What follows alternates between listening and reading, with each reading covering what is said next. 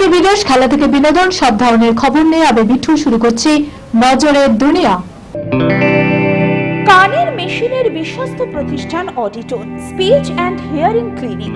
কানে শুনতে না পাওয়া বা শুনতে সমস্যা, তোতলা বা অস্পষ্ট কথা, জন্ম থেকে কথা বলতে না পারা, অল্প বুদ্ধি, কথা ও কানের যে কোনো সমস্যার সঠিক সমাধান অডিটোন।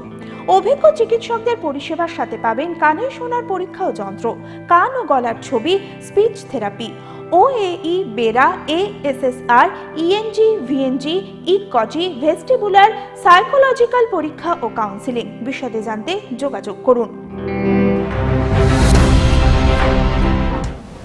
চীনের সঙ্গে নাম যুদ্ধে ভারত, ড্রাগন বধে দিল্লির হাতিয়ার তিব্বত।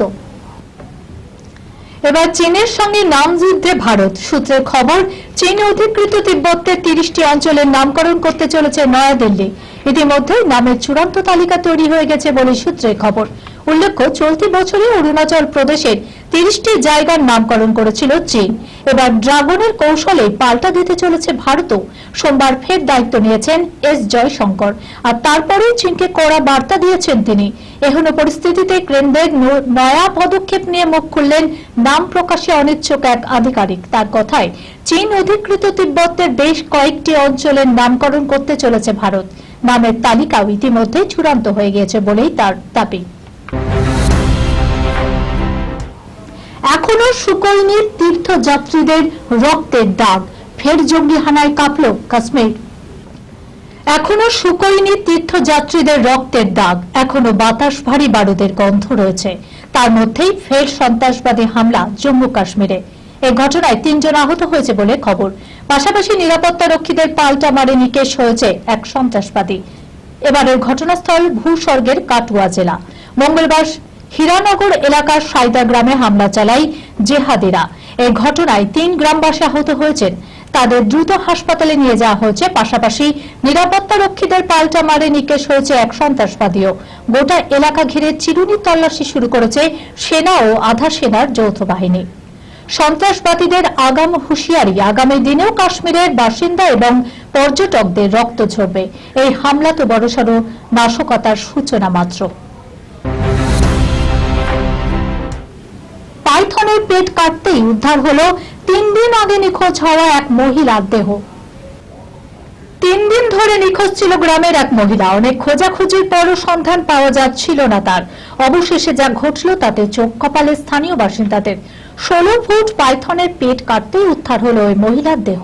ঘটনাটি ঘটেছে মধ্য ইন্দোনেশিয়ায়। শনিবার ওই মহিলার দেহ উদ্ধার হয়েছে। পাইথনের হামলায় মৃত মহিলার নাম ফরিদা।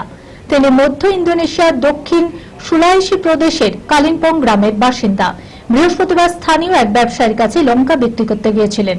তবে দীর্ঘক্ষণ হয়ে গেলেও ফরিদা না ফেরায় তল্লাশি শুরু করেন তার স্বামী ও আত্মীয়রা। নিখোঁজ ডায়েরিও করা হয় পুলিশে। শনিবার বাড়ি থেকে কিছুটা দূরের জঙ্গলে তার ব্যবহার করা জিনিস দেখতে পান স্থানীয়রা। খবর দেওয়া হয় পরিবারকে। তারা সবাই মিলে খোঁজাখুঁজি করতে একটি পাইথনকে দেখতে পান।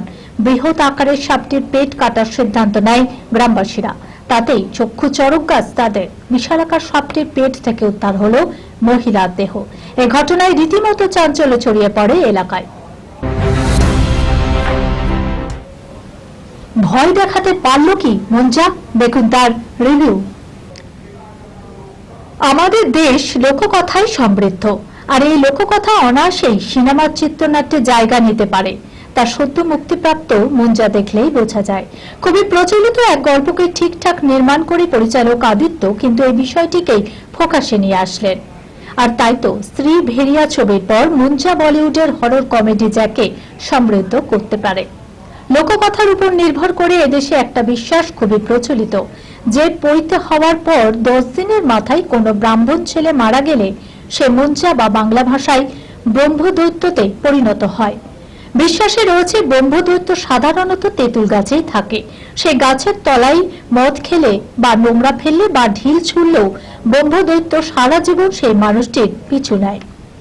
মুঞ্জা এরকমই এক গল্পকে সামনে নিয়ে এসেছে। মুঞ্জা আসলে একটা প্রেম বিরহ বদলার গল্প, যেখানে গটিয়া নামক এক বালক মণ্ডলের ঠিক পরের দিনই ঘটনাচক্রে ব্রহ্মদৈত্য হয়ে যায়। বেশ কিছু দৃশ্য একদিকে যেমন ভয় পাবে তেমনি বহু দৃশ্যে হাসিও পাবে। আলো আধারিতে মঞ্চার আগমন রীতিমতো গা ছমছমে। এই খবরের সঙ্গে শেষ করলাম আজকের নজরে দুনিয়া। আপনারা দেখছেন টিভি 24 বাংলা, সংবাদ বিনোদন সারাদিন সারাক্ষণ।